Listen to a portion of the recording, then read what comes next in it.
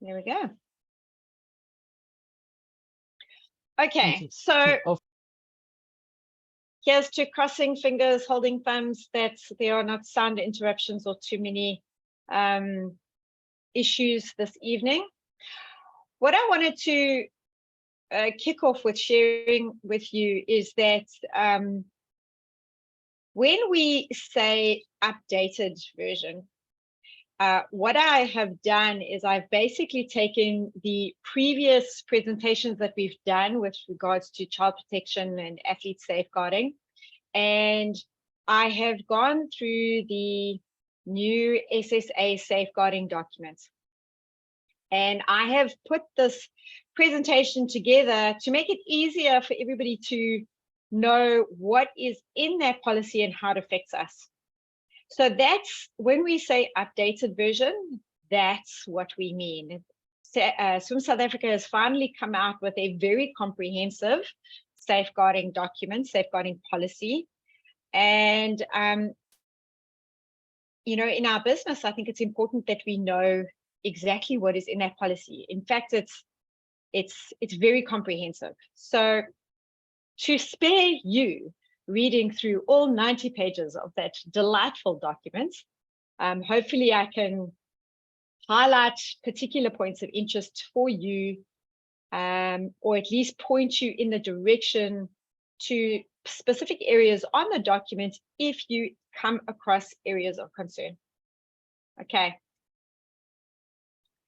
On that note, I'd like to know, I think Cheryl's got another poll. I'd like to know who has read the new SSA policy, safeguarding policy. Cheryl, if we can just pop that poll up on for everybody to participate in. In fact, some of you might not even have seen it. I don't know if you've seen it, but just let us know if you've read it. Tracey, I am trying to launch it, but I seem to really be struggling today. Have a look and see if you can. Okay. No,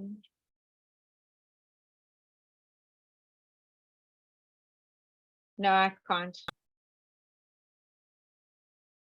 There we go. All right, so let us know quickly whether or not you've seen or read the SSA safeguarding document that has recently been published by SSA.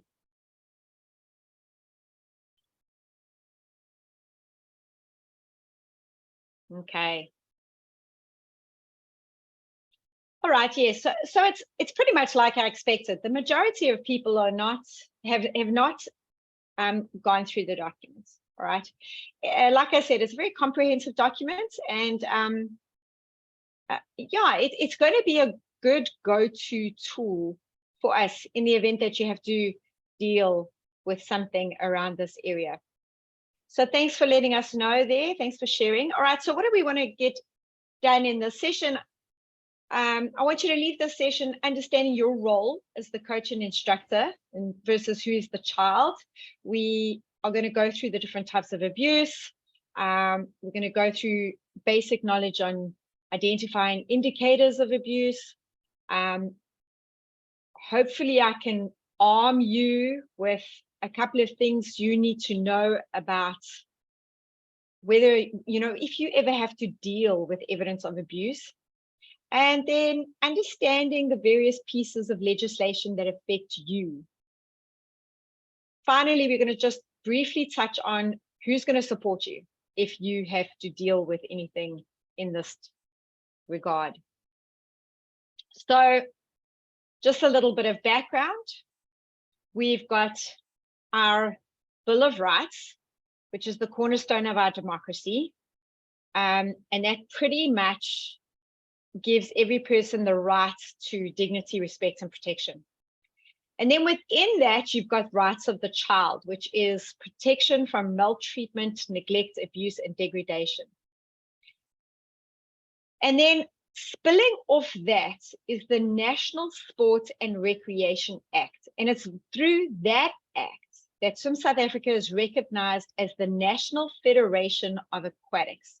And they, according to this act, need to assume all responsibility for safety issues in our sport. Further to that, we've got the Children's Act 38 of 2005. And this act and all the amendments that have followed have addressed and legislated for the care and treatment that children in South Africa can expect to have and have a right to life protection developments and participation. Now, your role as the coach or the instructor is our duty of care. Our duty of care is to always act in the best interest of the child and to protect them to the best of our ability at all times that they are in our care.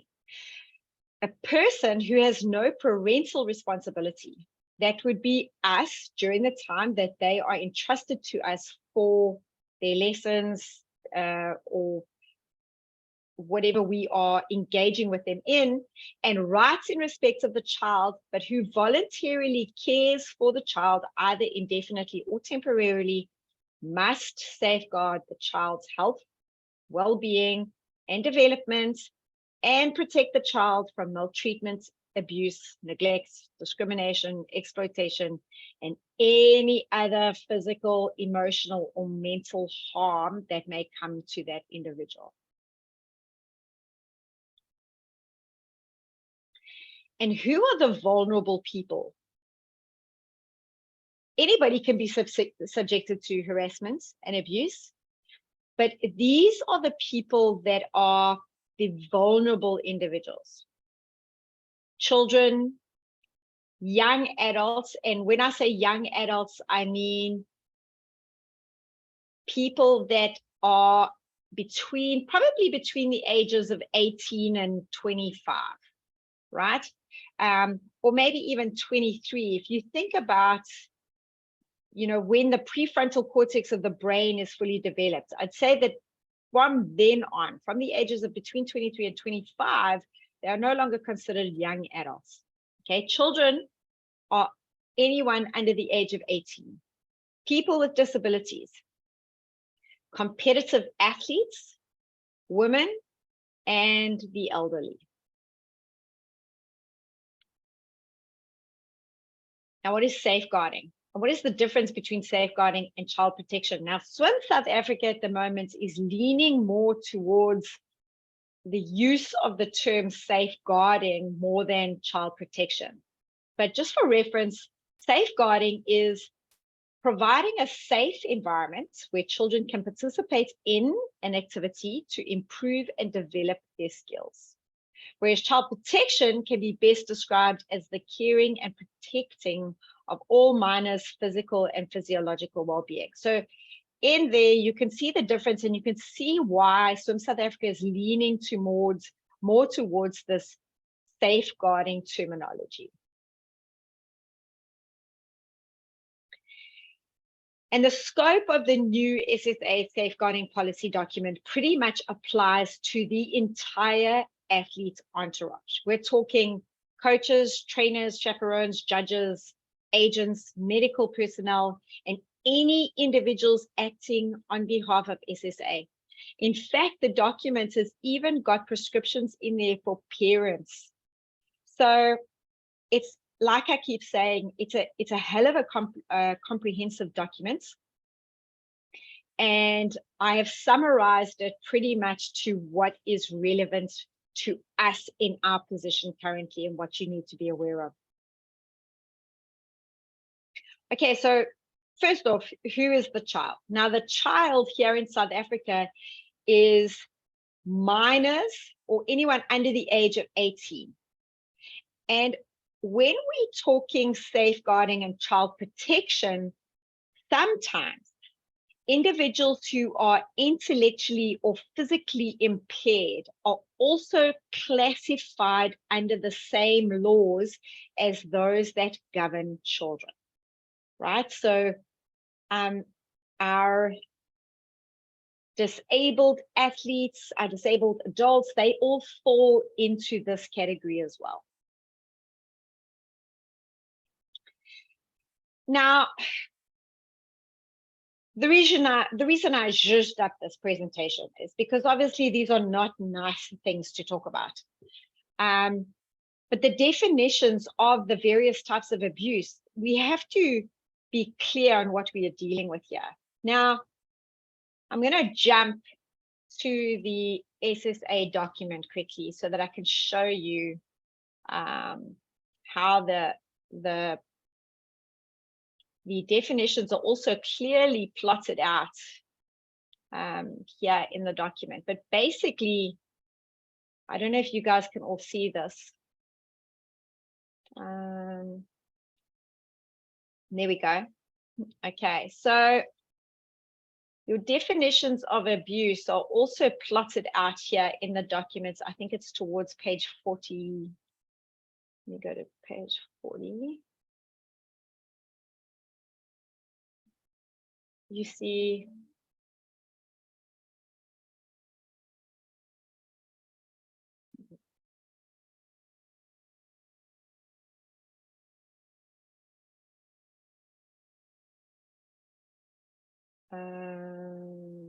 there we go. All right.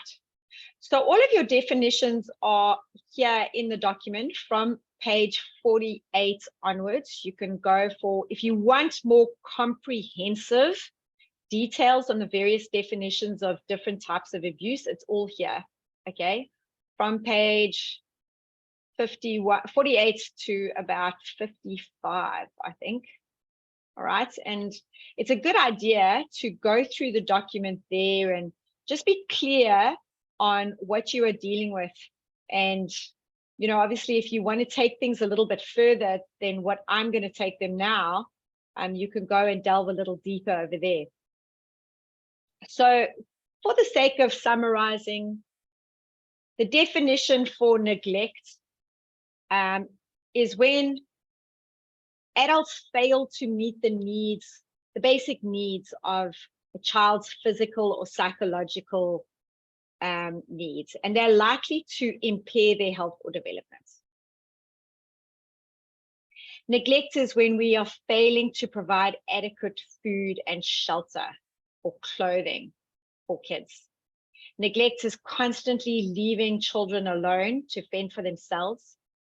Neglect is failing to ensure access to medical care or treatments, or withholding affection and attention.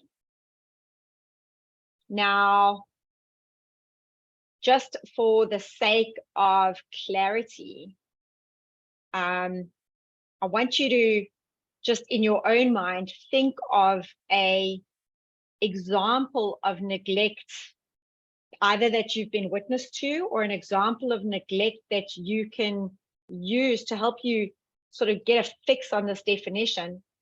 I don't think it's necessary to share those things, but I think it's important to get a grasp of what neglect is so that you know how to recognize it if you see it. Okay, for me, an example of neglect in our environment is sending a little girl to swimming in the middle of winter with no towel and nothing warm. I mean, sadly, I used to see this quite frequently. We worked with a church group years ago to provide learn to swim lessons to a group of kids that were being brought in from surrounding areas to be schooled at this church.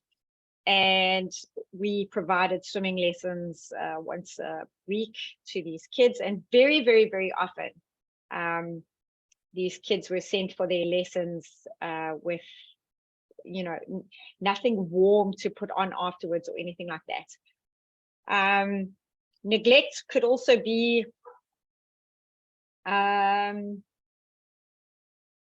you know, not ensuring that the kids, you know, if you notice that a child is constantly arriving at swimming and they're losing weight and they maybe not getting the right nutrition from somewhere. Okay, so those are just two examples off the top of my head.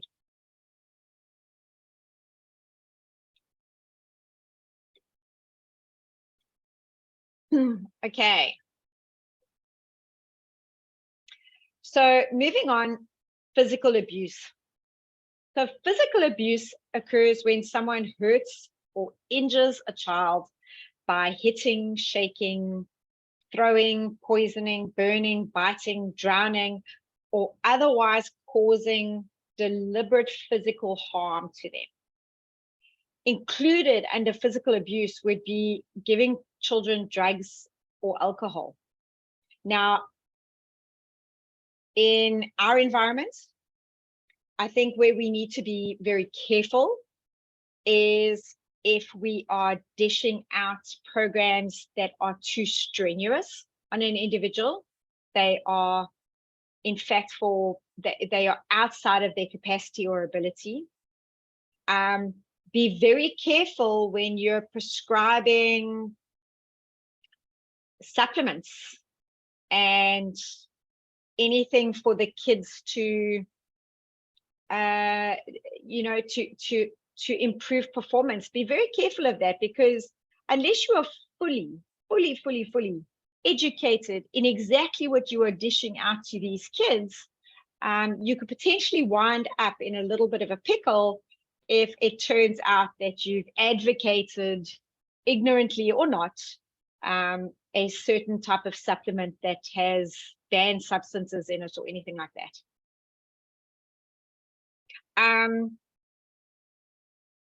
I spoke to a teacher today, in fact, and it was a teacher at a school, and she was very upset. And she had been accused of sort of stretching, maybe not physical abuse, but she had been accused of intentionally causing physical harm to a girl during a PE lesson, by encouraging the girls to stretch properly and run around the field. And of course, the school got this delightful little email from her parents accusing the PE teacher of, intention to do physical harm. So again, it's important to know the definitions, because not only are we potentially on the lookout for abuse, I think it's very, very, very important. And one of the biggest reasons why I give this presentation and why I think it's so important for us to understand it is because we also need to be constantly protecting ourselves as coaches. We ourselves put ourselves in very vulnerable positions by doing this work, because your behaviors and habits can often be misinterpreted, misconstrued.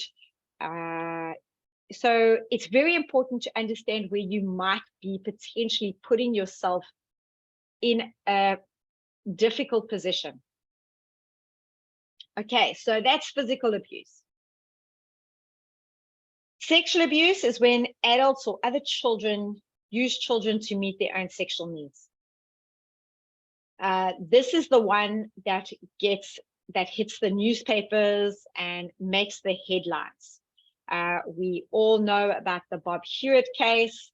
I'm sure you all remember the cases with Bill Cosby. And of course, now we don't even have a statute of limitations. So cases from 30, 40 years back can come up and catch you and nip you in the butt. So in this business, you have to be absolutely 100% tidy, because if you are not, there are now no boundaries to when an individual can turn around and think to themselves, hey, actually that thing that coach did that day was actually offsides. I'm going to do something about it. Okay, so very important that you are 100% above board when it comes to this. and we'll go through a couple of suggestions in the safeguarding document after we've gone through this. Emotional abuse is the emotional ill treatments resulting in adverse effects on emotional development by imposing developmentally inappropriate expectations on kids. I'm sure some of us feel like parents do this sometimes when they scream and shout and don't want to give them any sort of love or affection unless they're winning. It's making them feel worthless, unloved, inadequate, and valued only insofar as they meet the needs of another individual. Making them feel frightened or in danger, threatening them, taunting them, shouting at them. But at the same time, with all of that, overprotecting kids in itself could form part of an emotional abuse. If we are not preparing kids for the struggles of life, we're essentially doing them a disservice. So, you know, it's finding that delicate balance. We can't let them think that everything is going to be a walk in the park. If you were on the presentation last night, you know, we debated the 10,000 hour law. It's important that our young athletes, young kids understand that success and excellence is going to take time and effort, and it's going to be hard. So buttering it up and talking it pretty is not in fact doing a good service. But I think often what we have is cases where kids are just way too overprotected. Okay, bullying and harassment. I'm sure some of you have had some sort of issues with internal cyberbullying, or you've heard about it, or you've seen it, or you've heard about it with friends, kids at schools and all that sort of stuff. So it's out there and it's rife. Bullying is the deliberate and hurtful behavior repeated over a period of time. It can be verbal, written, or physical. It can also occur through the use of cell phones and the internet. And harassment occurs when an individual feels that they are subject to behavior that is unacceptable to them. I was party to a group trying to solve a problem where we had a really bad cyberbullying incident, not in my club, but with another one. And it's a big problem, and unfortunately our athletes hardly have a clue as to how significant their behavior online and through the internet can be. The trouble with bullying and harassment is that it's often the silent damage causer, right? These kids don't really talk about it that much until it's already caused a lot of damage. So make sure, and my suggestion here is, you know, you've got to be very careful with the kind of communication you're allowing between your participants in your group, because if you have to deal with this situation within your environment, it's obviously very unpleasant. And I suppose we should, wherever possible, be going with the approach of prevention is better than cure. Okay, but before we go any further, I want to dive into the safeguarding policy here. So I'm just going to bring it up because I do want to share with you the recommendations that they've set out here in the document. So just give me a second while I find the pages that I want to share with you.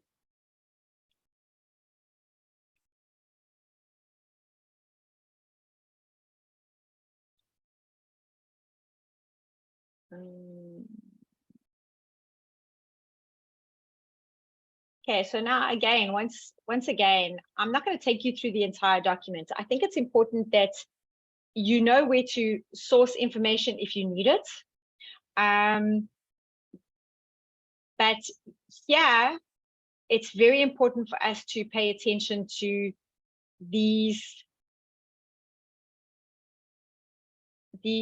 suggestions that are made here in this document. I think I've gone too far. Okay, so here we go. Right, guidance for aquatics instructors, coaches, good practice. All right, so things that I want to highlight here are just a couple of these points here. So all right, so good practice includes the following: endorsing aquatics as fun and enjoyable, treating athletes with respect and dignity, giving special attention to all athletes regardless of the background, keeping teaching qualifications up to date and operating within the level of teaching qualification you've achieved, acting as role models for athletes. For example, no smoking, drinking around the athletes, being mindful of their behavior, club training, events and social gatherings, not condoning rule violations or the use of prohibited substances, ensuring that training sessions are appropriate for the age and stage of development, both physical and emotional. Ensuring training competition schedules are based on the needs and interests of the athletes, not those of the parents, coaches, sponsors, or national, provincial, or district affiliates. Ensuring that the athlete's well-being is paramount to recognizing that the performance comes after this. Enabling young people to assist making decisions. Maintain a safe and appropriate relationship with athletes. It is not appropriate to have an intimate relationship with a child or young person. Very important. Not tolerating any form of bullying or aggression in the sport. Understanding the athletes you teach or coach and not pushing them too hard and against their will and ability level. Providing feedback to athletes in a constructive and positive manner. So that's good practice. Here's poor practice. Right, so instructors, coaches who demonstrate poor practice open themselves up to greater risk of allegations being made against them. Now, here I want to point out, this brings me to my statement that I made earlier. If you take nothing else from this whole workshop, this whole presentation, I hope that you take the mindfulness of how you can potentially be setting yourself up to allegations in your program or in your swim school. How can you be sort of making yourself vulnerable to accusations?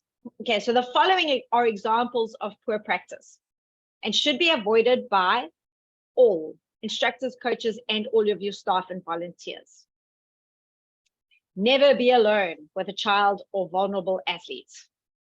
That means not taking them to and from training, not taking them to your home or in your car, or at any time being alone with them.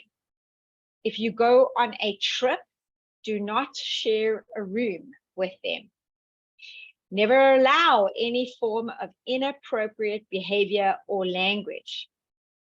If you get too friendly with your athletes, it's very easy for them to misinterpret your engagement, and that could lead to a wild variety of things that could put you in a pickle. Never be involved in or allow behavior which causes athletes emotional distress. Never spend excessive amounts of time alone with one child or vulnerable adult away from others. Never engage in rough physical or sexually provocative games. Never share a room with a child or vulnerable adult. Adults should never share a room with children, young or vulnerable athletes. It is unacceptable that any number of children and athletes share a common sleeping area. Never engage in any form of inappropriate touching. So if you are massaging your athletes, if you're giving them rub downs, it's inappropriate. Never allow athletes to use inappropriate language unchallenged. Never make sexually suggestive comments. Never reduce an athlete to tears as a form of discipline or control. Never allow allegations made by a child or adult to go unchallenged, unrecorded, or not acted upon. This is very important. Never do things of a personal nature for a child or vulnerable athlete that they cannot do for themselves, that they can do for themselves. Never invite or allow children or vulnerable athletes to stay with you at your home. If, unfortunately, the case is unavoidable, that should only occur with the full knowledge and consent of the person in charge, and in the case of a child with a signed parental consent. If any of the following incidents should occur, you should report them immediately to the club or district safeguarding officer or another colleague. Make a written note of the event and inform the parents of the incident. All right. Now, while I'm here, I just want to touch on a couple of other things, because I'm not going to go through these things, but there's guidance here for manual and physical support, you know, how you manipulate their movements while you are teaching. There's guidance here for that. There is guidance here for how you should be conducting your flexibility and stretching exercises. Obviously, the main thing here being never using excessive force. Very important here, and I do want to touch on this point, is relationships with athletes and the position of trust. Now, as coaches and instructors, we establish this power role, or what is referred to in this document as a position of trust. Now, it's important here to note that sexual relationships with children under the age of 16 of age are illegal. In addition, as such, will lead to disciplinary action, as well as being referred to the police and social services for investigation. All right. Sexual allegations between a person with authority over a young person and a child aged 16 to 17 is still considered inappropriate by Swim South Africa and is going to constitute action from them. So under no circumstances should any of your instructors, coaches, be getting into any kind of relationship with athletes over the age of 16. Even though it is not illegal, it is deemed massively inappropriate. Okay, so just a couple of suggestions here in terms of how you deal with your athletes, and there's here adults in position of trust have in dual roles. So that pretty much means that when you, if you're an instructor, but you're also a physiotherapist, obviously which capacity are you acting in under the circumstances? It's very clear. It's very important that you make that clear. The rule of two basically means here that coaches should never be one-on-one. There should always be two adults. If it's not you and another coach, it should at least be you and the athlete's parents. At no point ever should a coach and an athlete be alone. Okay, so those are just some guidelines for you with regards to how we conduct ourselves with our athletes. And if you want to take a look at the documents, I think Cheryl's going to email it out, and you can take a little bit more of a deep dive into the documents if you have any other concerns around where you sit and how things might relate to you. Okay, so getting back to the presentation here.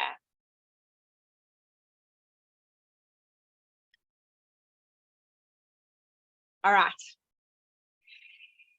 So, who is responsible for what? SSA's job is to ensure safeguarding arrangements and procedures are in place. They need to ensure that they've done background checks on all the people in positions of authority in Swim South Africa, And they need to ensure that members provide safe environments for all participation. That's basically safeguarding, okay? What is the role and responsibility of our affiliates and districts? They need to adopt this SSA safeguarding policy. They need to ensure that all schools, clubs, all schools and clubs have a safeguarding officer and policy in place. Quick check-in, give me a thumbs up, but how many of you employers have a safeguarding officer in place? You can just dump that in the chat quickly. I'm just curious to know. Affiliates and districts also need to ensure that all events under their jurisdiction have a safeguarding procedures and an officer in place. Again, how many of our districts are holding events where the safeguarding officer is appointed? Everybody knows who it is. And in the event of any sort of issue, people know what to do and who to go to. Okay, I heard of a situation recently where we had a predator, I want to say predator, approach a group of athletes at a swim down facility at a recent championship. So it happens, it is happening. And we need to make sure that these safeguarding officers are in the right place when these things happen so that things can be handled correctly. Because if they're not handled correctly, then the charging of those people, it becomes very difficult when they are investigating and hoping to charge these individuals. If it hasn't been handled if it hasn't been handled correctly, they cannot follow through with the case correctly, right? So it's very important that we get the policies and checks in place when we are dealing with these safeguarding issues. What is the responsibility of the swim schools and the clubs? So this is all of us. It's our responsibility to ensure safety and welfare of all participants. It is our responsibility to ensure the overall safeguarding of our members and participants. The overall responsibility for safeguarding sits with the most senior, or at least the most suitably trained person within the club or school. All right. So just diving into the chat here.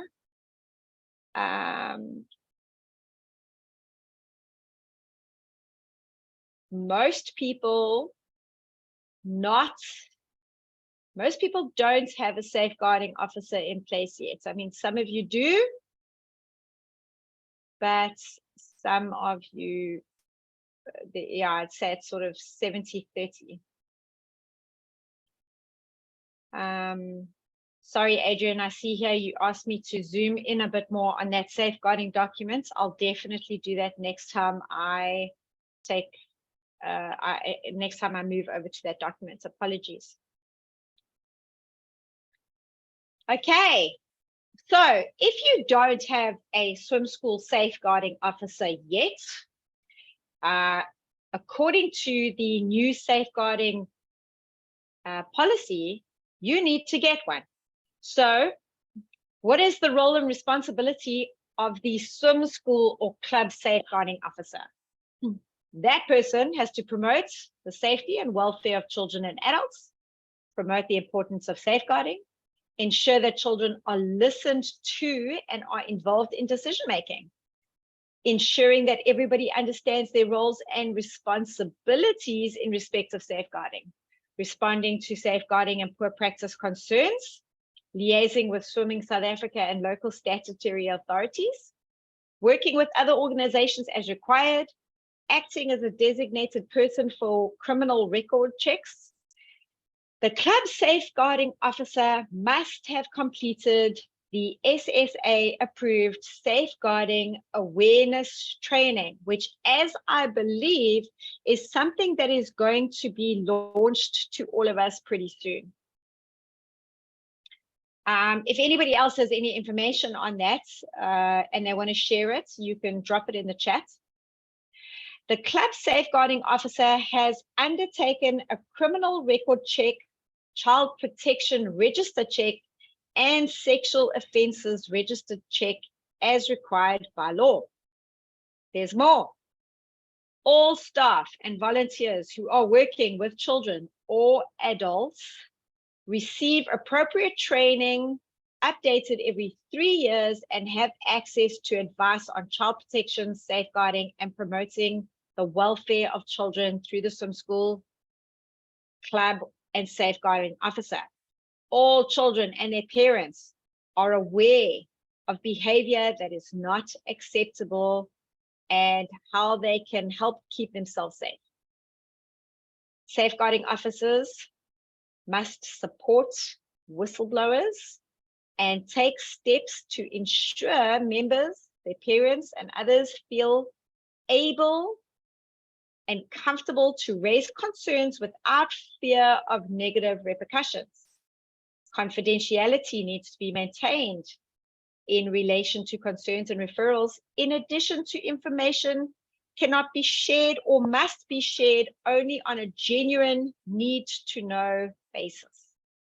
What that basically means is that obviously sometimes in our club situation, there are people that have to understand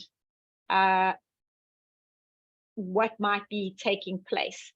Okay, so it has to be a genuine need to know basis under those circumstances. Comply with the Federation's guidance on safe recruitment to prevent unsuitable people from obtaining or remaining in positions of trust or responsibility. Okay.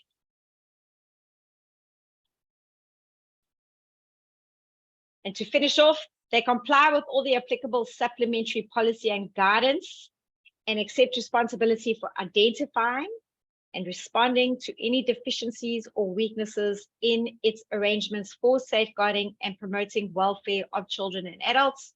And they work in partnership with Swim South Africa to ensure good practice.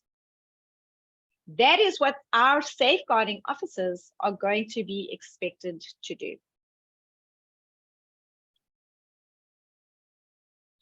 Now, I've put this in here because I think particularly for the employers, we need to know what is expected of us.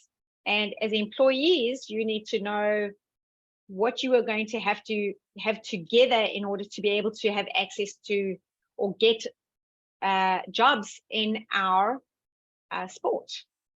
So Swim South Africa recognizes that the majority of participants in aquatics are children, and the sport also offers programs and activities for children and adults with a mental disability. So Swim South Africa and its affiliated members, including swim schools and clubs, have a statutory duty to vet staff and volunteers who have regular contact with children. Regular contact is defined as anything more than once a month. So any of your volunteers who have contact with your athletes more than once a month need to be vetted as part of the recommended process. Okay. The policy also considers that individuals prohibited from working with children or persons with a mental disability may not be suitable to work with young people and vulnerable adults. So you want to recruit staff, you have to take into account the following. We've got to look at what are the recommendations by the Children's Act. Now, there are two sections of the Children's Act that we need to be aware of. There's section 111, which is the Child Protection Register, and section 150, which is the Child in Need of Care and Protection. Okay, so Child Protection Register is protecting our children from people that are potentially inappropriate or should not be working with young children.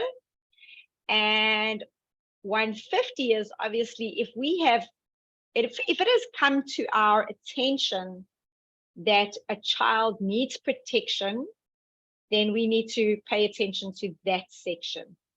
Okay. Are there any questions so far? Sorry, Cheryl's not on, so I am running this on my own. I'm just going to go through here.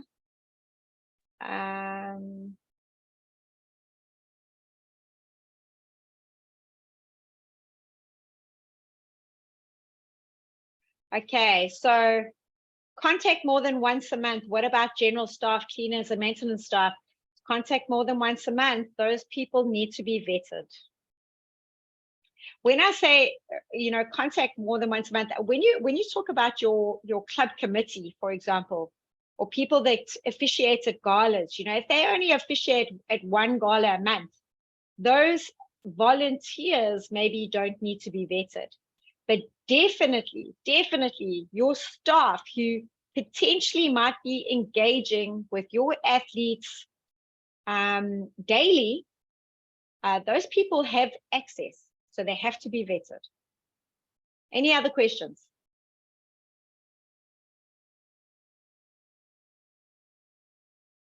Okay, I'll keep an eye on the chat.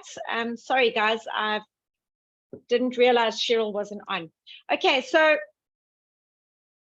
when we talk about the Child Protection Register, the Child Protection Register was put in place to ensure children are protected, Section A, and that people that are unsuitable to work with children are excluded from working with children, and that's in Section B.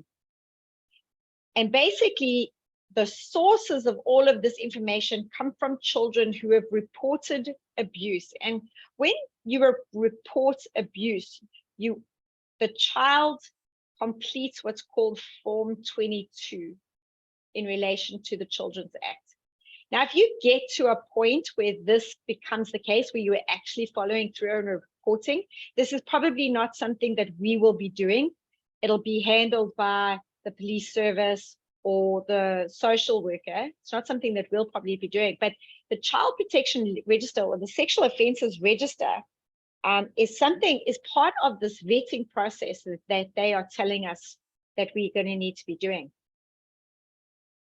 Okay, so Carol Esterhazen, I remember the Guardian presenting the levels of safety checks required. Will SSA follow this through with their members? I'm going to be honest, Carol, I'm not familiar with the levels of safety thing from the Guardian. So I'm not 100% sure what that means. As far as I'm aware, the current documents and policies that we are working with at the moment is the document that I'm sharing with you, that I was working through with you earlier.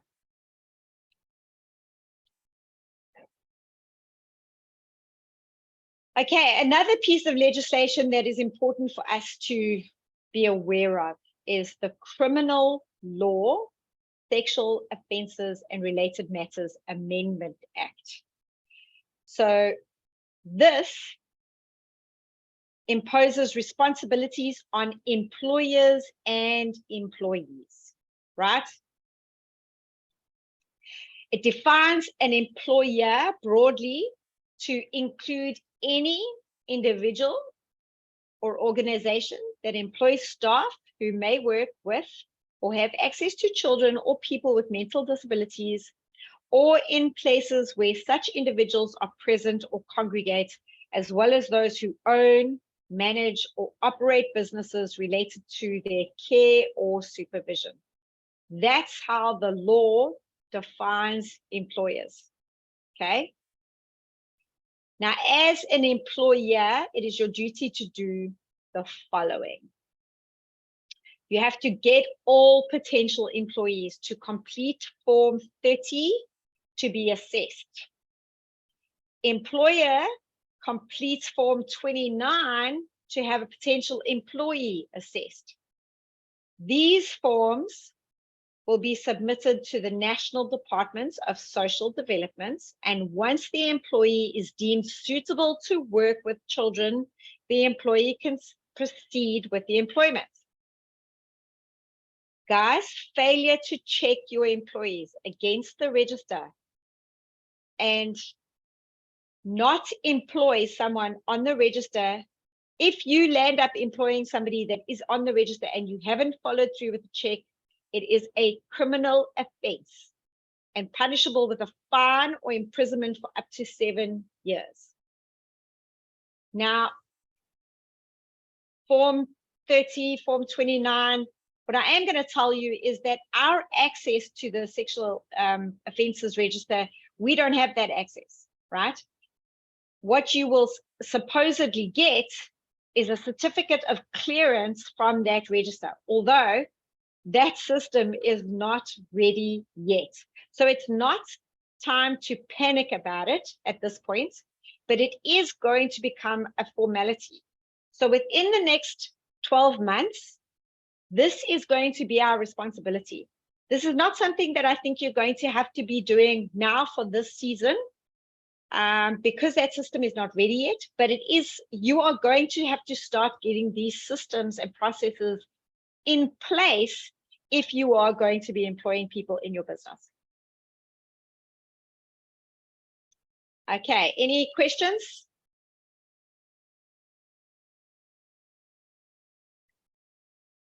All right, so it's no longer just going to be the police clearance. It is going to be police clearance and sexual offences list, or the child protection, the child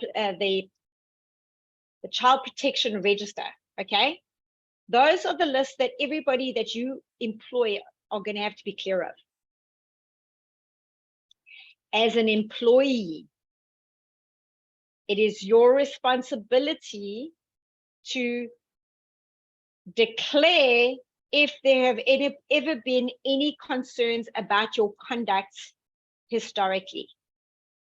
Okay, so employees are required to inform their employers if they have been convicted of a sexual offense against a child or a person of mental disability. This is irrespective of whether or not the offense was committed or allegedly committed during the course of your employment. Failure to not disclose any such conviction is also going to land up with you getting a fine or being thrown in jail for up to 7 years. Okay. Deborah's saying, how do you vet yourself if you are the only person? Deborah, I think it's just going to be a case of you getting that certificate. So when that whole system comes online, much like you go for a police clearance check or you get your police clearance certificate, you're going to have to get that sexual offences register clearance as well.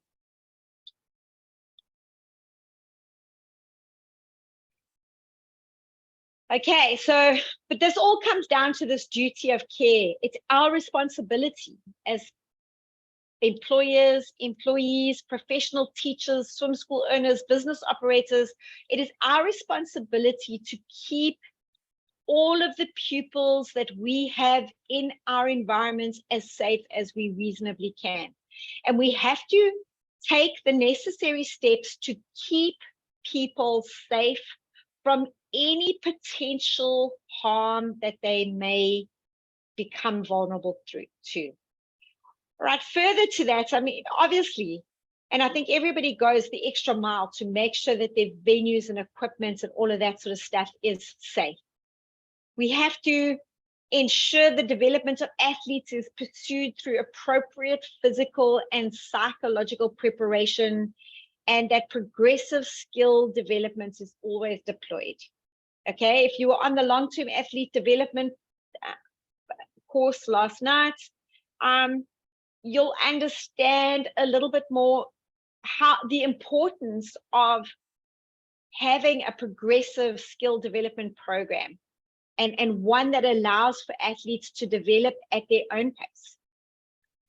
Ensure the development of athletes. Okay, yes, yeah, so we talked about that. and exercise reasonable care at all times.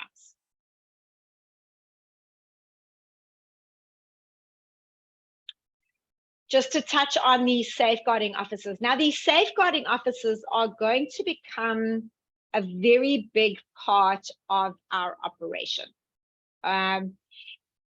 Just curious how many of you know, so there's been safeguarding officers appointed to each province. Just out of curiosity, do you know who your provincial safeguarding officer is? You can just pop it in the chat. Just curious to know. I'm hoping to actually get a list of the appointed safeguarding officers for each province. And hopefully we can share that with you in good time. They have all been appointed. If you go into the Swim South Africa Facebook page, they did put out their pictures and give a brief sort of introduction to who each one of them were. So I think it's important for you to know who they are. I know that these safeguarding officers are supposed to be going out and having meetings very, very, very soon. They're going to be making contact with various operations and setting up meetings and doing their own presentations. So pay attention and keep a lookout for information with regards to how your safeguarding officer might be making contact with you shortly. So Swim South Africa has a duty of care to safeguard the participants, right? If we go back right to the beginning, you'll remember that it's Swim South Africa's job to ensure that all the members and participants are safeguarded. An important strategy of safeguarding in sports is the designation of an individual who is responsible for safeguarding and promoting the welfare of participants in sport. So Swim South Africa, its affiliates and its districts, and all the swim schools and any event sanctioned by Swim South Africa is supposed to appoint a competent person as their safeguarding officer. Okay, all swim schools and clubs must appoint a safeguarding officer who is registered with Swim South Africa and completed the approved training. And the safeguarding officers are going to be the guys who are responsible for responding to concerns, providing support and advice, and carrying out the implementation of procedures that promote the welfare of its participants. It's also going to be your first point of contact when you need to report a case. Okay. So, in the event that you are faced with a safeguarding concern in your environment, what do we do? There are two types of concerns. Where harm is happening in our environment and where harm is happening towards someone connected to the sport. Okay, but probably occurring at home or outside of the sport, somewhere else. Concerns regarding when it's in our environment. Okay, we need to understand, is it a current situation? Is it something that is happening now? Or is it something that's happened historically? Is it concerns about maltreatments in that it involves harassment or sexual, physical, emotional, or abuse or neglect? Or is it a form of poor practice where you notice something that is offsides, where you believe that something needs to be attended to before that becomes a problem, or it is not setting itself up for a good ending, for lack of a better word. Okay, you know, and this it could even be perceived failure of an organization to safeguard.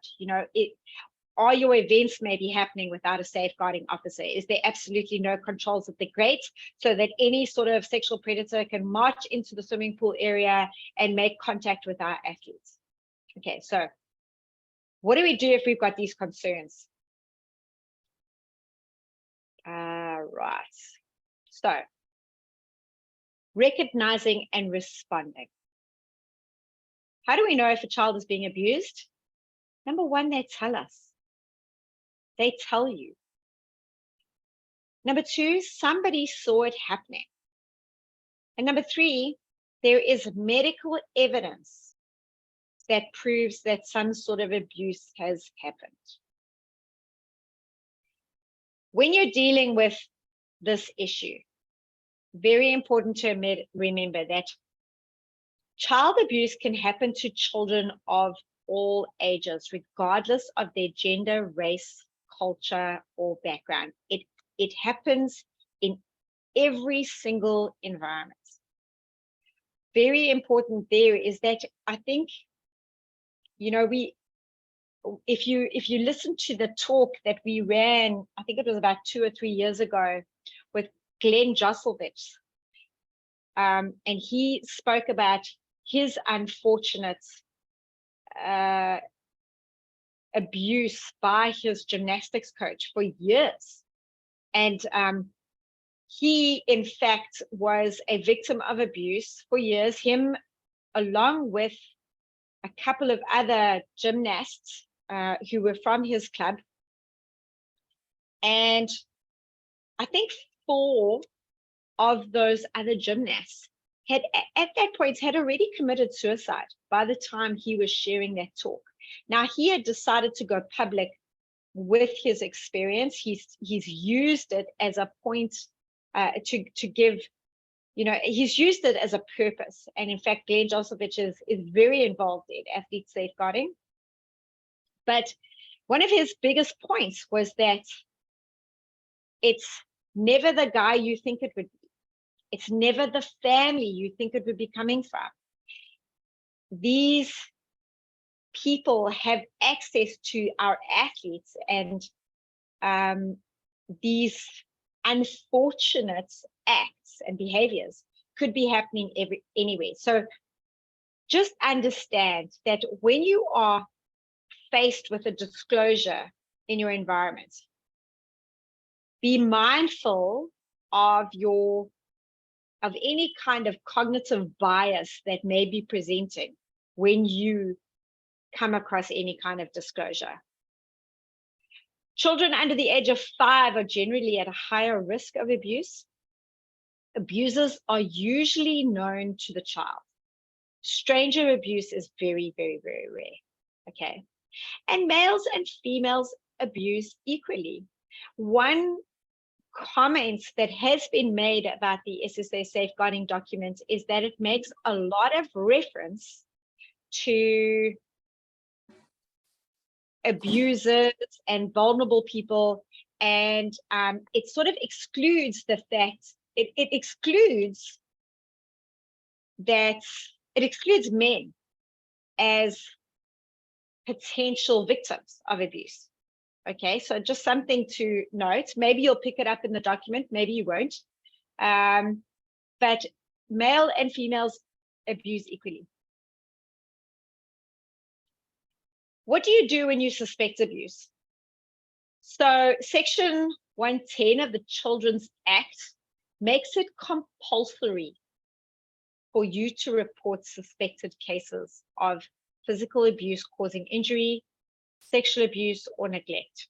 Okay, and it's here, it's this Form 22 again. I mentioned it earlier, Form 22 or Form 23. And you've got to get access to those forms to make the report. Now, these are things that your safeguarding officer will direct you through. Okay, so again, your first point of call is your safeguarding officer or your district safeguarding officer. If you've got a swimming club safeguarding officer or a swim school safeguarding officer, it goes to them. They will then report to the district safeguarding officer, who will then take it to the next level, what that is. They may be dealing with local police and social workers, or it may be going to a national level. But a failure to report to sexual abuse is an offense in itself. If it becomes clear that a child is in fact being abused, and they at some point turn around and say, but I told my teacher, Tracey, then you are in a world of trouble. Okay, because if it comes to light that you did not report a sexual a disclosure, then you are in trouble. Okay, it is an offense in itself. Are there any questions so far?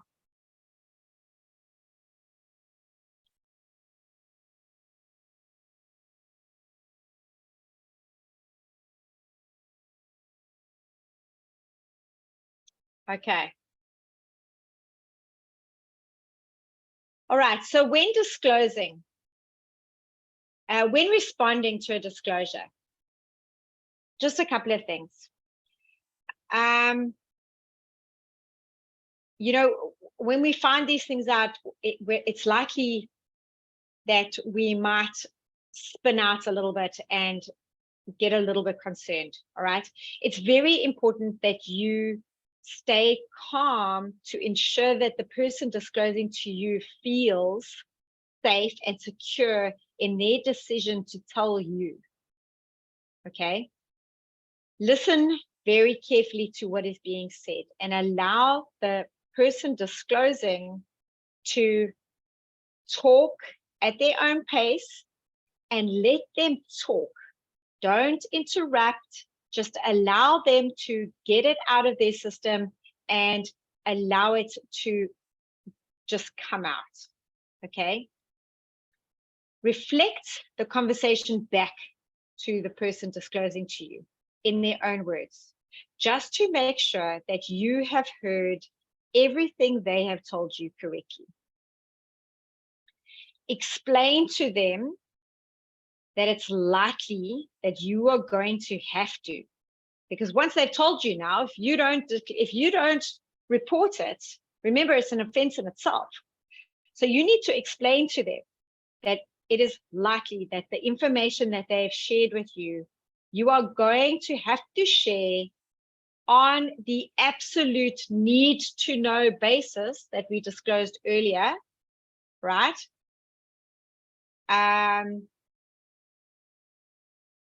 Do not make promises. Do not promise to keep secrets or anything like that.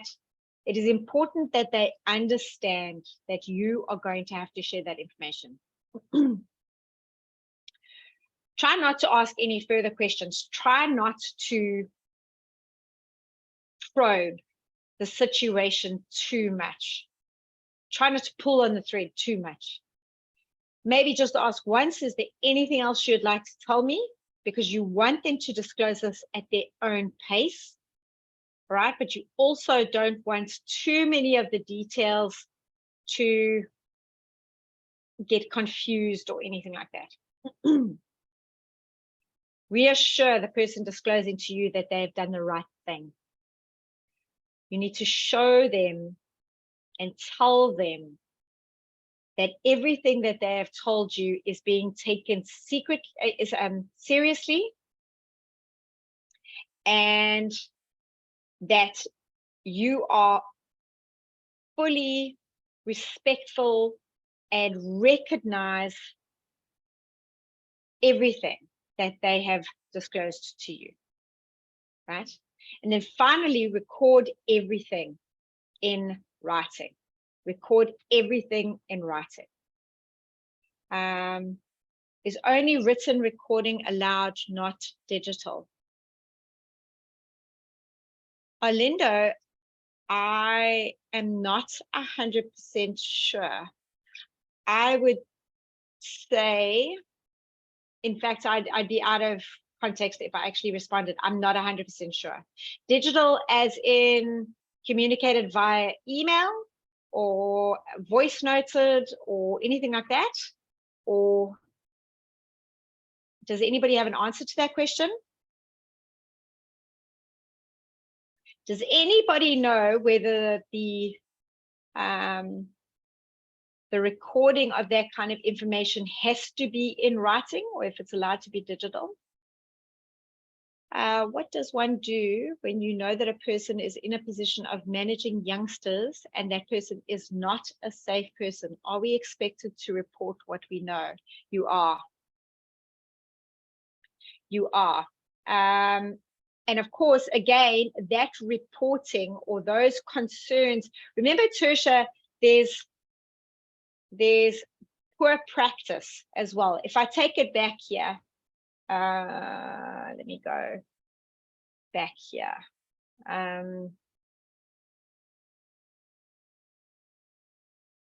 So remember, your concerns could be about abuse, but they also could just be about poor practice. Those poor practice concerns need to be laid with your, as an incident report with your safeguarding officer.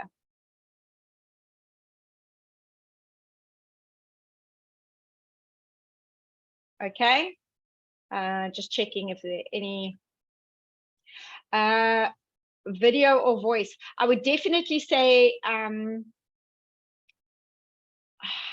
I think it needs to be in writing. Sorry, but I mean, you know, there is so much video and voice stuff that is thrown out of court.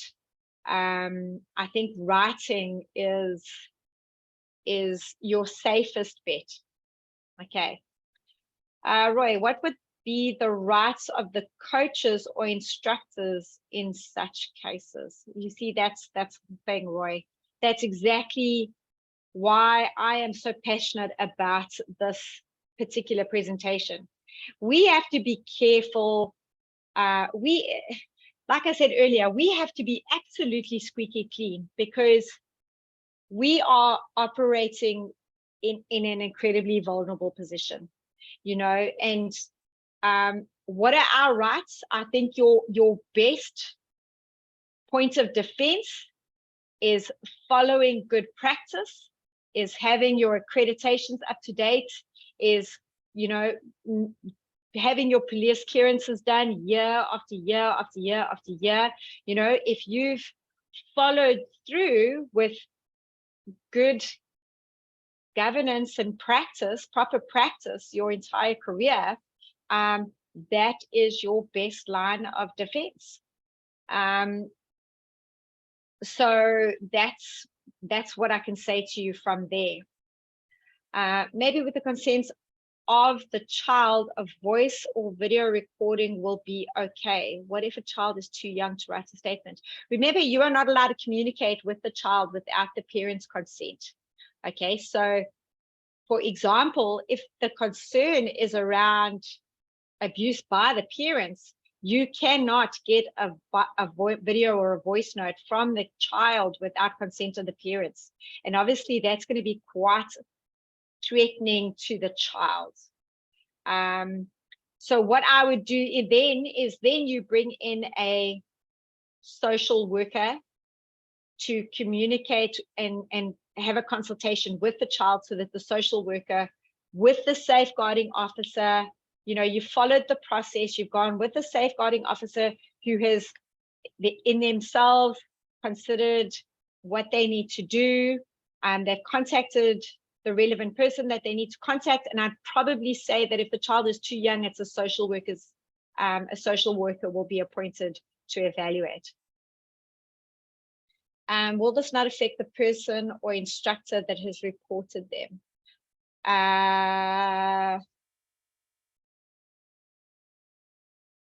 No, remember your first point of contact is always the safeguarding officer. The safeguarding officer is going to assess the reports in a confidential manner to make sure that reputations and all of that sort of stuff are protected. But obviously, if that person is a person of concern who should not be working with kids, then they will take the necessary steps.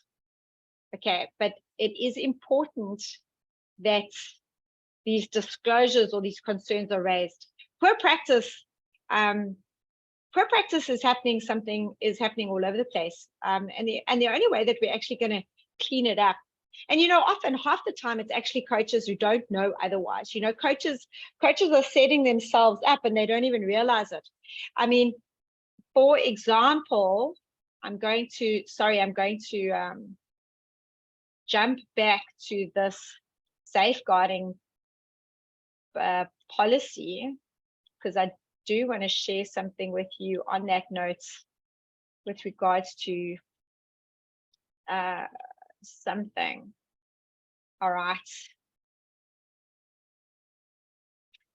So like I said, half the time as coaches, we don't even know what we're getting ourselves into, or there's a potential that we don't even know what we're getting ourselves into. Okay, so I'll give you an example of a situation where we could be setting ourselves up for a world of pain. I mean, here, when you talk about, managing communication with athletes, there's a whole bit of guidance here on managing communication, and because a lot of the time, a lot of coaches are communicating directly with athletes. So I've actually highlighted all of these points that I think are important to understand. How you share social media footage is in here. Your travel guidelines, your chaperones. Sorry, let me just find this point here that I really wanted to. This part here, photography, video, and usage of images, very important to go through. Just so that you don't land up, the last thing you want is somebody reporting a picture or anything that you've posted on your Facebook page, and then your Facebook page gets a whole bunch of negative publicity. It's never good. There's something here about, okay, yeah, so here, pretty much what I'm actually looking for is the whole, it's the definition of grooming. Okay, so grooming, where is it? Grooming. Children and young people can be groomed online or in the real world by a stranger or someone they know, a family member or a professional. Now, where we need to be very, very, very careful as coaches is we create these fantastic relationships with a lot of these athletes. But how you behave with your athletes, if it is in any way borderline, then, and your manner and your behavior is misinterpreted by the athlete, which can happen. 15-year-olds, 16-year-olds, they can get a little bit excited about something that you've shared with them or something that you've said to them, and maybe get a little bit ahead of themselves. But if you land up as a coach, if you land up with a 15-year-old who has made an advance on you based on your behavior with that athlete, and you have obviously turned them away, you've denied them, hopefully you've denied them, but if you've denied them, you have set yourself up to be accused of grooming, and you won't have a leg to stand on. Okay? So if you read here, grooming refers to an individual working to create an emotional connection with a child to gain their trust with the distinct purpose of sexual abuse or exploitation. How are you going to prove that you never had any intention to abuse or exploit that child if they accuse you of grooming them after you've denied them as a result of them misinterpreting your behavior? You see what I mean about us having to be absolutely squeaky clean. There cannot be a gray area in your relationship with the athlete. There has to be black and white. They are the athletes. You do not touch them, massage them, send them messages in the middle of the night, communicate directly with them, or get even a moment in the area of a little bit of friendly. Because if that is misinterpreted, you could potentially land up being accused of grooming. So this is just something I wanted to point out, because I think this is where we are at a big, this is where we are at a big risk. A risk. I'm trying to think of another word, but it's not coming to me at the moment. Okay, but also, just, as employers, look around in your environment. Which one of your coaches, which one of your instructors, where are they potentially grooming athletes in your environment, right? And while it might not have that intention, how can it potentially be misconstrued? All right. It's always a case of protecting ourselves as well. It is, the safeguarding policy is there to protect all participants in the sport. All right. But you have to take a responsibility to protect yourself as well. Okay. Arlindo, I'm not going to discuss and dive into the CCTV recording. It is in the documents. I have highlighted it there for you to go and dive into, because I do think it's important. So yes, I do think it's something that you need to go and read over. But I mean, I don't think that it's relevant to a lot of people, because I don't know many people that have CCTV footage in their swimming pools, but I do think it's important to blow over. Okay, we're almost done, guys. So what I want to get to here is, with all of this being said, and disclosures and how to handle disclosures and all of that sort of stuff, one thing that has to be touched on is the Child Justice Act. And this is when children are incriminated. Children can also be incriminated by their actions. This act deals with situations where children's behavior comes into conflict with the law. So if you run a senior squad, not sure if any of you are aware, but consensual sex over the age of 12 is permitted, right? But the age gap between two individuals in a relationship cannot be more than 2 years. Okay, so I'll give you an example. A 13-year-old and a 15-year-old are in a relationship, and they are in a sexual relationship. There is nothing, there is not much that anybody can do. But the minute the 15-year-old turns 16, that age gap is now no longer relevant. And in fact, now the relationship is illegal. Okay, now this is where the Child Justice Act comes into play, because this is now a minor who is being incriminated by their actions. Okay, it's important to note that we have a philosophy of restorative justice. So there will always be the idea that the child can be rehabilitated first. Okay. So how can we deal with the situation? Like in a squad environment, for example, where you've got a whole bunch of high school athletes all lumped together.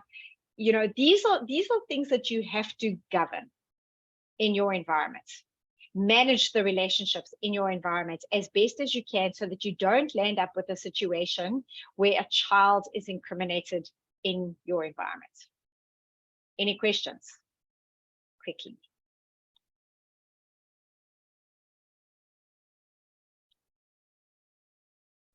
Okay, guys, in the event that you are faced with a situation around safeguarding or child protection, these are the contacts that you need to have or get in touch with in order to assist you in dealing with the potential problem. Okay, so you've got Childline South Africa. In the previous presentation, I gave you some scary stats on the amount of calls that go through Childline every year. And those numbers constantly escalating. Okay, but they're a good source of information if you're sitting with a situation. You've got their website. You've got the South African Police Service Child Protection Unit. Swim South Africa now has got its appointed National Safeguarding Officer. It's a good point of contact. The Guardian is a great point of contact. If you have a disclosure that you want to make confidentially, anonymous disclosures can be made on our website called the Sports Voice. Or you can go to the Women and Men Against Childabuse.org. Just some helpful contacts for you. Deborah sharing that the Childline number is 116.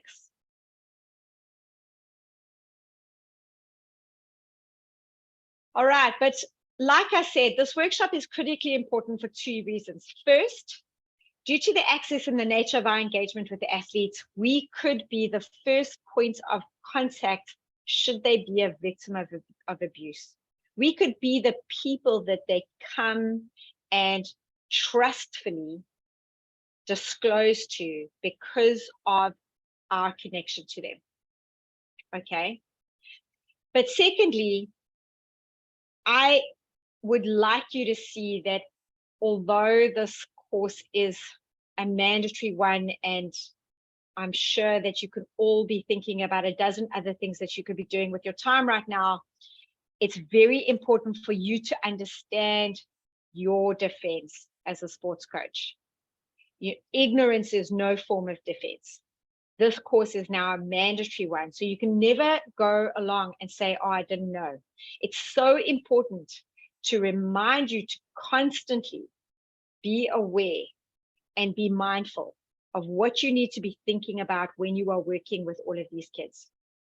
Where can my actions be possibly misinterpreted? Where am I putting myself at risk as the coach or as the teacher? This is what you need to do in order to protect yourself as a professional. So I hope that you have found the content here valuable. If you've got any questions, you are welcome to contact me. And